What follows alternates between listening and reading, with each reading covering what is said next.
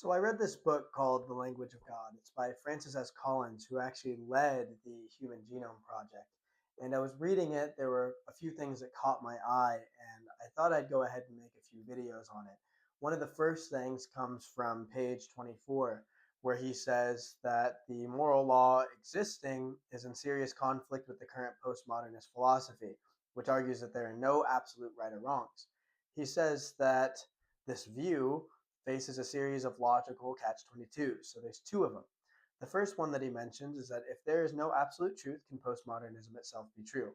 My immediate issue with this is that he somehow jumps from saying that if you say that no moral principle is true or false, or truly right or wrong, then therefore you're saying that truth itself doesn't exist. But that's a non sequitur, because I don't believe that morality is true or false, that there's anything objective to it inherently, but I do think that truth itself exists.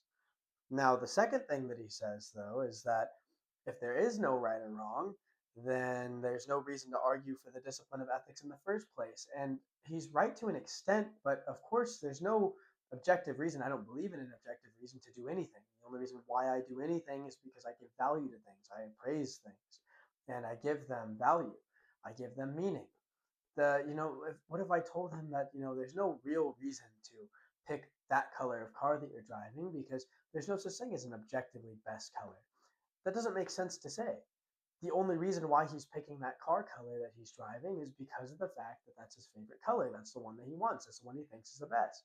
In the same way, I'm also going to argue ethics and argue other things, not because there's some objective reason to do so, but because I give value to it, because I find value in it, because it matters to me.